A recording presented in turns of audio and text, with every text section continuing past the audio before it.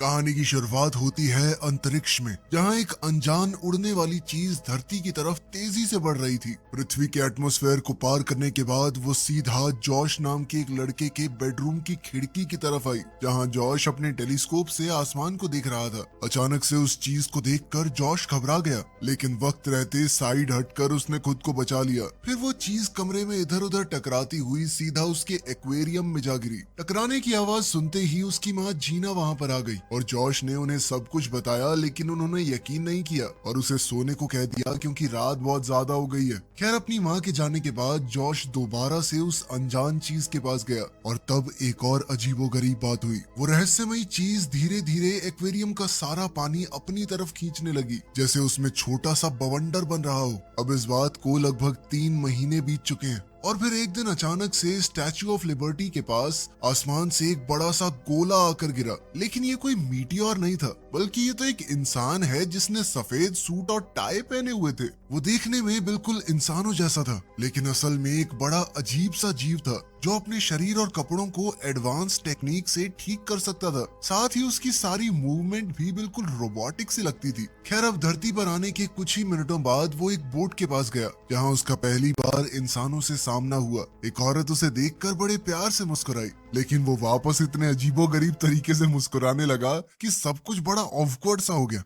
वहीं दूसरी ओर हम देखते हैं कि पुलिस स्टेशन में सार्जेंट ने अपने 2 ऑफिसर्स स्टीवी और ड्यूई को उस फायर बॉल की जांच के लिए भेजा, मगर उन्हें जरा भी अंदाजा नहीं था कि वो चीज अब न्यूयॉर्क में घूम रही है। वो जीव धीरे धीरे इंसानों के बारे में और जानकारी इकट्ठा कर रहा था। वो लोगों की हरकतें कॉपी करता, उनके हाव भाव देखता। वो ऐसे ही एक परिवार की तस्वीर के बीच में जाकर खड़ा हो गया और फिर सोप बबल्स बनाने वाली गुड़िया के साथ खेलने लगा। लेकिन फिर उससे एक गलती हो गई। सड़क पार करते वक्त वो ये नहीं जानता था कि सिग्नल रुकने के लिए था और तभी अचानक से एक गाड़ी ने उसे टक्कर मार दी, जिससे वो दूर जा गिरा। मगर यहाँ एक इत्तेफाक हुआ कि गाड़ी चलाने वाली जीना ही थी। वो तुरंत भागकर उसकी मदद करने आई, लेकिन उसके पैर टूट चुके थे। मगर वो बिना किसी दिक्कत के खड़ा हुआ और वहां से चला गया। और यहीं सच सामने आया। वो आदमी असल में कोई इंसान नहीं बल्कि एक स्पेसशिप था। उसे बहुत छोटे छोटे एलियन कंट्रोल कर रहे थे, जो दिखने में इंसानों जैसे ही थे, बस साइज में काफी ज्यादा छोटे थे। साथ ही उनके नाम उनकी यूनिफॉर्म्स के नंबर्स पर थे। उन सब का लीडर था उनका कैप्टन, जिसने इस शिप को अपनी ही शक्ल पर डिजाइन किया था। अब कैप्टन ने तुरंत डैमेज चेक किया और अपनी टीम को मरम्मत करने को कहा। फिर उसने सबको उनका मेन मिशन याद दिलाया, जो था धरती पर गिरे हुए उस ऑर्ब को वापस ले जाना। असल में उनके प्लेनेट, जिसका नाम नील है, उनके लिए समुद्र का नमक ही मेन एनर्जी का सोर्स था। खैर, उनकी किस्मत अच्छी थी क्योंकि जहां वो छुपे थे वही गली जॉश के घर के बिल्कुल पास थी। अभी तक वो ऑर्ब जॉश के पास ही था। जब जॉश स्कूल के लिए निकलने वाला था, तभी उसने खिड़की से उस अजीब आदमी को गली में खड़ा देखा। इस बारे में उसने तुरंत अपनी माँ को बताया। दोनों जल्दी से वहां गए और जीना ने उसे पहचान लिया कि ये तो वही आदमी है जिसे मैंने अपनी गाड़ी से टक्कर मार दी थी। वो फिर से उससे माफी मांगने लगी, लेकिन अंदर बैठे एलियंस के लिए ये पल काफी घबराहट भरा था, क्योंकि पहली बार उनकी किसी इंसान से बात हो रही थी। आखिरकार कैप्टन ने शिप का स्पीकर ऑन करके जीना से बात करने की कोशिश की, लेकिन स्पीकर की आवाज इतनी तेज थी कि जीना और जॉश दोनों के कानों में दर्द होने लगा। खैर, जल्दी ही क्रू ने इस दिक्कत को ठीक कर लिया और कैप्टन ने कहा कि मुझे आपकी माफी स्वीकार है। लेकिन जीना ने कहा कि नहीं, ऐसे नहीं, आप एक बार घर पे आइए, मैं आपको कॉफी पिलाती हूँ। जब वो वहाँ पहुंचे तो जीना ने उसे पानी का ग्लास दिया और उसका नाम पूछा। अब क्योंकि कैप्टन के पास कोई खास जवाब तैयार नहीं था, तो उसने नंबर 3 से पूछा कि जहाँ पर हम उतरे हैं, इस जगह पर सबसे आम नाम कौन सा है। जिसके बाद उसने अपना नाम डेव बताया। फिर दोनों की बातचीत चल ही रही थी कि तभी अचानक एक कबर्ड में डेव को जॉश की एक तस्वीर दिखी, जिसमें उसके हाथ में वही ऑर्ब था। अब उसे अपनी मंजिल मिल चुकी थी। उसने जीना से अलविदा कहा और सीधा लड़के को ढूंढने निकल पड़ा। मगर स्कूल जाते वक्त डेव का कोट पैंट लोगों का काफी ध्यान खींच रहा था। ये सब देखकर कैप्टन ने ऑर्डर दिया कि हमें अपना हुलिया बदलना पड़ेगा। फिर क्रू उसे कपड़ों की दुकान पर ले गया। वहाँ एक शर्ट चुनने के बाद टीम ने डेव को वो पहनाने की कोशिश की, लेकिन शिप के कंट्रोल अभी इस चीज के लिए तैयार नहीं थे। लेकिन कुछ ही पलों में डेव कपड़ों में बुरी तरह से फंस गया। वो खुद को निकालने की कोशिश करता रहा, लेकिन उल्टा और ज्यादा उलझ गया और इसी चक्कर में दुकान की चीजें गिराने लगा। खैर, फिर एक क्लर्क ने आकर उसकी मदद की और उसके लिए आरामदायक कपड़े निकाल दिए, लेकिन अभी उसने पैसे नहीं दिए थे। तब डेव ने अपने स्कैनर से पैसों का डिजाइन कॉपी किया और जैसे ही वो फिटिंग रूम में गया उसने बिल्कुल एग्जैक्ट कॉपी बना दी। हाँ, ये बात अलग है कि वो काफी अजीब सी जगह से गिर रही थी। खैर, अब नॉर्मल कपड़ों में क्रू फिर से जॉश को ढूंढने निकल पड़ा। उधर स्कूल में जॉश ऑब के साथ खेल रहा था, लेकिन उसकी क्लास का एक बदमाश बच्चा जबरदस्ती उससे वो चीज छीन कर ले गया। कुछ देर बाद डेव स्कूल पहुंचा और वो सीधा जॉश की क्लास में गया। दोनों ने बात की और जॉश ने बताया कि ऑब तो वो लड़का ले गया मुझसे, लेकिन वो अब जा चुका है। फिर दोनों ने मिलकर उसे ढूंढने का फैसला किया और उस दुकान पर गए जहाँ वो अक्सर जाता था, लेकिन वहाँ भी वो लड़का नहीं मिला। तभी अचानक से दो हथियारबंद चोर वहाँ आ गए और सबको धमकाकर पैसे मांगने लगे। उन्होंने सबको जमीन पर लेटने को कहा और चेतावनी दी कि कोई चालाकी मत दिखाना। सब लोग डर कर उनकी बात मान गए सिवाय डेव के, जिसे अभी धमकी की भाषा पता नहीं थी और वो सीधा उन लोगों को देखता रहा। तभी चोर ने उन पर बंदूक तान दी, लेकिन ये देखकर नंबर 2 बहुत गुस्से में आ गया। उसने कैप्टन से कहा कि इन्हें तो सबक सिखाना चाहिए। वहीं दूसरी ओर चोर ने डेव को मुक्का मारने की कोशिश की, लेकिन डेव ने आसानी से उसका हाथ रोक लिया और चोर को पकड़कर सॉफ्ट ड्रिंक के ढेर पर फेंक दिया। वहीं दूसरा चोर तुरंत उसके सामने रिवॉल्वर तान कर खड़ा हो गया, लेकिन डेव ने सिर्फ अपनी उंगलियों के जोर से बंदूक की बैरल तोड़ डाली और उसे दूर फेंक दिया। ये देखकर चोर घबरा कर वहाँ से भाग गया कि ये पता नहीं शक्तिमान का भाई कहाँ से आ गया। इधर जॉश अपने नए दोस्त की पावर देखकर बहुत इम्प्रेस हो गया। उसने कहा कि तुम मम्मी को जानते ही हो, जब तक ऑब वापस नहीं मिल जाता तुम मेरे घर पर रह सकते हो। नंबर 2 को ये आइडिया बिल्कुल पसंद नहीं आया, लेकिन फिर कैप्टन ने समझाया कि ऑब ढूंढने के लिए हमें गाइड की जरूरत है, इसलिए वो जॉश के घर चल पड़े। इसके बाद जब जॉश ने डेव को एक हाथ से वीडियो गेम खेलते देखा तो वो और ज्यादा इम्प्रेस हो गया कि भाई अमेजिंग आदमी है तू तो। इसके कुछ ही देर बाद जीना घर वापस लौट आई और जॉश ने उसे सब कुछ बताया। तब जीना ने डेव का शुक्रिया अदा किया क्योंकि उसने उसके बेटे की जान बचाई थी और फिर उसे डिनर के लिए बुलाया। वहीं दूसरी ओर स्टैच्यू ऑफ लिबर्टी के पास पुलिस ऑफिसर्स ड्यूई और स्टीवी उस जगह की जांच कर रहे थे जहां वो आग का गोला गिरा था। सफाई करने के बाद जब उन्होंने प्लास्टर की मदद से उसका निशान बनाया तो ड्यूई ये देखकर हैरान रह गया कि गिरने वाली चीज की बनावट बिल्कुल एक इंसानी चेहरे जैसी है। उन्हें अभी तक ये समझ नहीं आया था कि ये चेहरा डेव का है, जो इस वक्त कहीं दूर जीना और जॉश के साथ डिनर कर रहा था। खाना खाने के बाद डेव की नजर दीवार पर लगी हुई एक तस्वीर पर पड़ी। कैप्टन ने पूछा कि ये क्या है, तो जीना ने बताया कि ये दिल की तस्वीर है जो इंसानों के सबसे खास एहसास यानी प्यार को दिखाती है। ये बात क्रू के लिए समझना आसान नहीं था, लेकिन जीना ने कहा कि एक दिन डेव खुद इसे महसूस करेगा। उनके बीच काफी अच्छी बातचीत हुई, लेकिन फिर डेव ने आराम करने के लिए वहाँ से निकलने का फैसला किया। कुछ देर बाद उसकी मुलाकात एक बेघर आदमी से हुई जिसने अपना इकलौता कंबल उसे दे दिया। उसके इस दया भाव ने हमारे छोटे एलियंस के दिल को छू लिया और अब डेव वहीं पर उस आदमी के पास लेट गया। इसके बाद हमारी शिप यानी कि डेव स्लीप मोड पर चला गया और बाकी क्रू भी सो गया, लेकिन कैप्टन और नंबर 3 अब भी इंसानों के बारे में जानने को उत्सुक थे। वो दोनों कॉकपिट में मिले जहां नंबर 3 ने बताया कि उसे एक ऐसी चीज मिली जो इंसान बहुत पसंद करते हैं। वो थी एक पुरानी क्रिसमस फिल्म जिसका नाम था इट्स अ वंडरफुल लाइफ। फिर दोनों ने मिलकर ये फिल्म देखी और उसे देखकर वो इतने इमोशनल हो गए कि एक बार को तो एक दूसरे के काफी करीब आ गए थे, लेकिन उन्होंने जैसे तैसे खुद को संभाला और दोबारा अपने मिशन पर ध्यान देने का फैसला किया।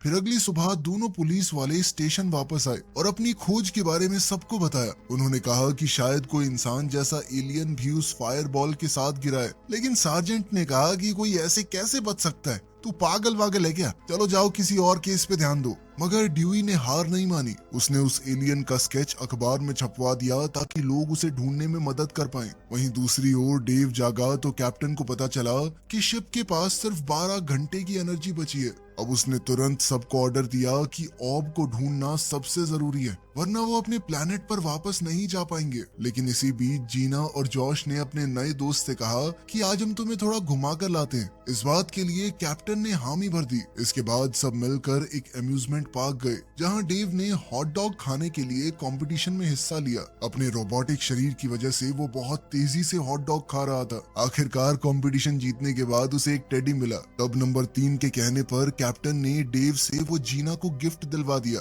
जिससे वो काफी खुश हुई। सब कुछ बढ़िया जा रहा था, लेकिन तभी उस बदमाश लड़के ने जॉश को वहां ढूंढ लिया और उसे फिर से परेशान करने लगा। जॉश ने फिर भी हिम्मत जुटाकर कहा कि वो ऑब मुझे वापस चाहिए, लेकिन उसने मना कर दिया और जॉश जॉश के ऊपर हमला करने की कोशिश की, मगर तभी डेव वहां पर आ गया और उसका हाथ पकड़कर उसे उल्टा लटका दिया। इस दौरान उस लड़के की पॉकेट से ऑब गिरा और आखिरकार डेव ने उसे वापस हासिल कर लिया। इसके बाद उसने लड़के को नीचे उतार दिया और चेतावनी दी कि दोबारा जॉश को तंग मत करना। आखिरकार प्रॉब्लम सॉल्व हो चुकी थी और अब डेव अपने मिशन पर वापस जा सकता था, लेकिन तभी जीना और जॉश ने उसे पार्क में ही रुकने को कहा। हालांकि नंबर 2 बार बार कह रहा था कि काम पर ध्यान देना चाहिए, लेकिन कैप्टन ने कहा कि इंसानों को जानने का मौका बार बार नहीं मिलेगा। इसके बाद वो तीनों एक गेम स्टॉल पर गए जहां बेसबॉल से बॉटल्स गिरानी थी। पहली बार डेव ने जब धीरे से फेंकी तो बॉल चूक गई, लेकिन कैप्टन जीतने के लिए जुनून में इतना डूब गया कि उसने दोबारा बॉल फेंकी तो पूरा जोर लगा दिया,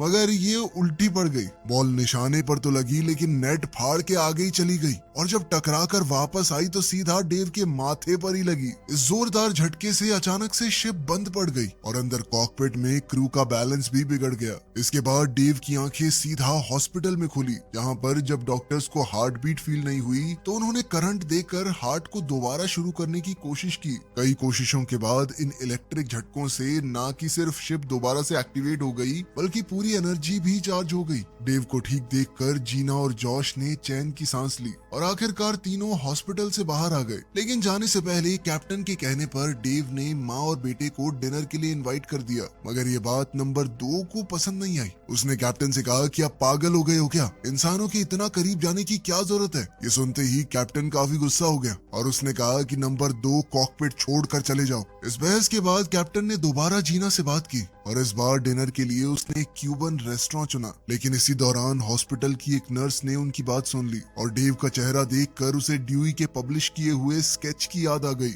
उसने तुरंत पुलिस स्टेशन फोन करके बताया कि उनका टारगेट मिल गया है। वहीं बाद में डेव, जीना और जॉश रेस्टोरेंट में आराम से खाना खा रहे थे और अंदर क्रू को भी सब में मजा ही आ रहा था। फिर कुछ देर बाद जीना डेव को डांस फ्लोर पर ले गई। तब कैप्टन ने शिप को कंट्रोल करते हुए डांस करने की कोशिश की, लेकिन वो डांस में बहुत कच्चा था। तभी नंबर 4 ने सामने आकर सबको दिखाया कि डांस किया कैसे जाता है। इस तरह माहौल फिर से मजेदार हो गया, लेकिन नंबर 2 को ये सब बिल्कुल पसंद नहीं आ रहा था। तब उसने चुपके से क्रू के कुछ मेंबर्स को साथ मिलाकर कैप्टन के खिलाफ बगावत की प्लानिंग शुरू कर दी। मानो इतना काफी नहीं था कि तभी ड्यूई और स्टीवी रेस्टोरेंट में पहुंच गए और डेव को गिरफ्तार कर लिया। फिर दोनों उसे इंटेरोगेशन रूम में ले गए ताकि पता लगा सकें कि वो असल में है क्या। उधर शिप के अंदर नंबर 2 और उसके ग्रुप ने कॉकपिट में पहुंचकर ऐलान किया कि अब वो इस मिशन को कंट्रोल करेंगे। जब कैप्टन ने इस बगावत को रोकने की कोशिश की तो नंबर 2 ने उसे दबा दिया और खुद को जहाज का नया कैप्टन घोषित कर दिया। उनके पास हथियार थे तो कोई कुछ कर नहीं पाया। अब अंदर क्रू के बीच टेंशन बढ़ती ही जा रही थी।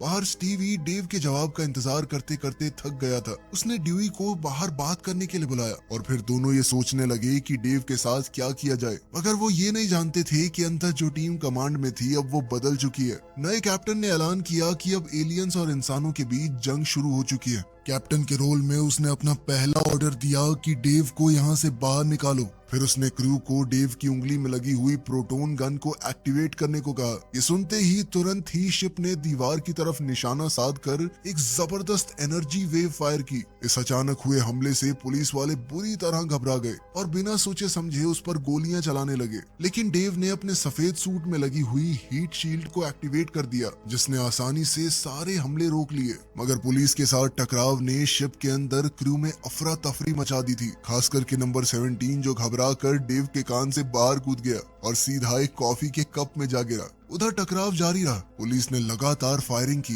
लेकिन शिप की प्रोटेक्टिव शील्ड के सामने वो कुछ नहीं कर पाए। खैर अब डेव फायर एग्जिट की तरफ बढ़ा, बिना जीना और जॉश से मिले। लेकिन अब नंबर 2 के कंट्रोल में उसने उन्हें नजरअंदाज कर दिया और वहां से बाहर निकलने के लिए दोबारा हमला कर दिया। मगर बाहर जाते ही और भी पुलिस गाड़ियों ने उसे घेर लिया। डेव ने उनमें से एक पर फायर किया। इस धमाके से गाड़ी उछल गई और एक पुलिस वाले पर गिरते गिरते बची। ये देखकर नंबर 2 को काफी मजा आया। उसे लग रहा था कि इंसानों को हराना तो बहुत आसान है, लेकिन अब बैटरी थोड़ी कम बची है, इसीलिए उसने नंबर 3 से कहा कि मुझे स्टैच्यू ऑफ लिबर्टी तक ले चलो। मगर नंबर 3 तो कॉकपिट छोड़कर कैप्टन के पास पहुंच गई थी वहाँ उसने पहरा दे रहे गार्ड को बेहोश किया और जल्द ही कैप्टन को आजाद कर दिया। फिर दोनों ने मिलकर शिप को रोकने का प्लान बनाया ताकि कोई बड़ी तबाही ना हो, लेकिन थोड़ी ही देर में और गार्ड्स आ गए और दोनों को पकड़कर कैबिन में ले गए। उसी पल नंबर 2 ने उन्हें देखते ही फैसला किया कि इन्हें शिप से बाहर फेंक दो। उसकी एक कमांड के साथ ही दोनों को डेव की नाक के जरिए बाहर फेंक दिया गया। अब बाहर निकलते ही उनकी मुश्किल और ज्यादा बढ़ गई। छोटे होने की वजह से वो इस जायंट्स की दुनिया में एकदम लाचार महसूस कर रहे थे खुद को।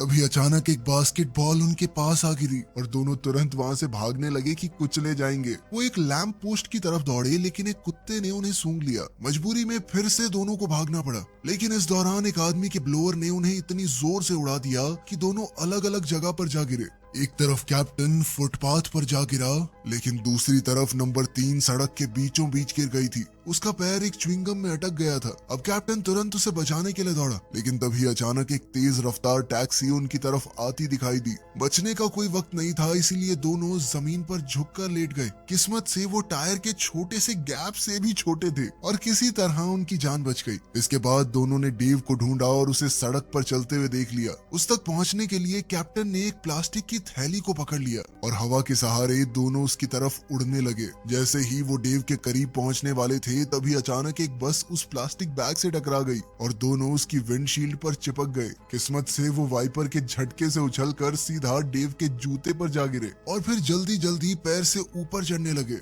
अंदर नए कैप्टन नंबर 2 ने स्पीड बढ़ाने का ऑर्डर दिया, लेकिन बैटरी बहुत ज्यादा कम रह गई थी। अब उसने डेव की ताकत का इस्तेमाल करके चलती सड़क पर एक टैक्सी रोकी और ड्राइवर से कहा कि स्टैच्यू ऑफ लिबर्टी तक ले चलो मुझे। उधर पुलिस स्टेशन में स्टीवी ने बैकअप बुलाया, जबकि ड्यूई ने कॉफी कप उठाकर उसमें नंबर 17 को देखा। उसमें से छोटे से एलियन ने उसे सारी कहानी सच सच बता दी और अंत में पुलिस वाले ने उनकी मदद करने का फैसला किया। मगर इधर जीना, जॉश और मार्क भी डेव को ढूंढने निकल पड़े, क्योंकि जॉश को डर था कि उसका दोस्त मुश्किल में है। खैर आखिरकार डेव स्टैच्यू ऑफ लिबर्टी पहुंच गया था। ये वही जगह थी जहां से उसने धरती पर एंट्री ली थी। फिर नंबर 2 के कंट्रोल में आकर उसने ऑब को समुद्र के बीच में फेंकने का प्लान बनाया ताकि पानी से सारा नमक इकट्ठा किया जा सके। इस पर क्रू के बाकी मेंबर्स ने कहा कि ऐसा होने से प्लैनेट का बैलेंस बिगड़ सकता है, पूरी दुनिया खतरे में आ जाएगी। लेकिन नंबर 2 को इस बात से कोई फर्क नहीं पड़ता कि इंसान जिए या मरे। उसने सीधा ऑर्डर दिया कि ऑब को खुले समुद्र में फेंक दिया जाए। मगर खुशकिस्मती से कैप्टन और नंबर 3 समय रहते इंजन रूम में पहुंच गए और उन्होंने तुरंत डेव की सेकेंडरी कंट्रोल्स को एक्टिवेट कर दिया। इसके चलते शिप के पहले हाथ को दूसरे ने पकड़ लिया और उन्होंने अभी के लिए ऑब को फेंकने से रोक लिया। लेकिन नंबर 2 ने अभी भी हार नहीं मानी। उसने भी कंट्रोल से लड़ना शुरू कर दिया। इस झटके के बीच में शिप का कंट्रोल बिगड़ गया और ऑब डेव के हाथ से छूटकर सीधा समुद्र में जा गिरा। कुछ ही पलों में अपनी जबरदस्त ताकत से ऑब ने एक बड़ा सा बवंडर बना दिया। अब धरती का अंत करीब लग रहा था, लेकिन कैप्टन तुरंत कॉकपिट में लौट कर आया और नंबर 2 को बाहर निकलने का हुक्म दिया। नंबर 2 ने उसे रोकने की कोशिश की, लेकिन इस बार क्रू ने असली कैप्टन का साथ दिया और उसे पकड़कर शिप के पिछले हिस्से में बंद कर दिया। अब कैप्टन ने दोबारा कंट्रोल संभाला, लेकिन ऑब अब भी समुद्र के पानी को खींच रहा था। आखिरकार अब सिर्फ एक ही रास्ता बचा था, डेव की बची हुई एनर्जी का इस्तेमाल करके ऑब को वापस खींचा जाए। लेकिन अगर उन्होंने ऐसा किया तो उनके पास अपने प्लेनेट पर वापस जाने के लिए एनर्जी नहीं बचेगी। इस मुश्किल फैसले के सामने कैप्टन और पूरे क्रू ने धरती को बचाने का चुनाव किया। इसके बाद बची हुई सारी एनर्जी डेव की बाईं बाजू में डाइवर्ट कर दी गई, जिसके जरिए उसने एक बेहद ताकतवर मैग्नेटिक फोर्स स्टार्ट की, जिसने ऑब को अपनी तरफ खींच लिया। इसके बाद डेव ने तुरंत उसे स्पेस में फेंक दिया और आखिरकार इस तरह धरती की तबाही बच गई। फिर थोड़ी देर बाद जीना, जॉश और मार्क वहां पहुंच गए, जहां पर डेव बिल्कुल बेहोशी की हालत में खड़ा था। उसी समय ड्यूई, नंबर 17 और स्टीवी भी वहां आ गए और स्टीवी ने अपनी बंदूक डेव पर तान दी। मगर डेव के पास अब शील्ड एक्टिवेट करने की पावर नहीं थी, इसीलिए सिर्फ एक भी गोली पूरी शिप और क्रू के लिए खतरनाक हो सकती है। जैसे ही जॉश को इसका एहसास हुआ, वो तुरंत अपने दोस्त की मदद के लिए आगे बढ़ा। उसे हॉस्पिटल वाली बात याद आ गई और अचानक उसने पुलिस वाले का टेजर लेकर डेव पर इस्तेमाल कर दिया। इस जबरदस्त बिजली के झटके की वजह से शिप की सारी एनर्जी वापस आ गई। इसी के साथ पूरा क्रू खुशी से झूम उठा और कैप्टन ऊपर वाले हैच यानी कि डेव के मुंह से बाहर निकला। पहली बार उसने पृथ्वी के लोगों का सामना किया। फिर उसने सबको बताया कि वो कौन है और धरती पर क्यों आए थे। सब कुछ क्लियर होने के बाद कैप्टन ने जॉश की हिम्मत के लिए उसका शुक्रिया अदा किया और जीना का भी, जिसने उसे प्यार का मतलब समझाया, जो उसे नंबर 3 के साथ महसूस होता है। आखिरकार अब वो सभी अपने प्लेनेट पर वापस जाने के लिए तैयार हो गए, लेकिन उससे पहले नंबर 17 डेव की पॉकेट से बाहर आया और उसे भी वापस शिप में ले जाने को कहा। टीम पूरी होते ही डेव के थ्रस्टर एक्टिवेट हो गए और वो स्पेस की तरफ उड़ने के लिए तैयार हो गया, लेकिन उड़ने से पहले ही अचानक से FBI वहां पहुंच गई और शिप को एक जाल में बंद कर दिया। फिर कुछ ही सेकंडों में कई एजेंट वहां आ गए उसे पकड़ने के लिए, लेकिन क्रू ने डेव के पैर में लगे हुए एस्केप पॉड्स का इस्तेमाल करके निकलने का प्लान बना लिया। उसी पल डेव का पैर एक रॉकेट में बदल गया और सीधा अपने प्लेनेट की तरफ निकल चला। नीचे जीना और जॉश अपने दोस्तों को घर वापस जाते हुए देखकर खुशी के साथ उन्हें अलविदा कह रहे थे। वीडियो पसंद आई तो लाइक कर देना, चैनल को सब्सक्राइब कर लेना। मिलते हैं अगली वीडियो में।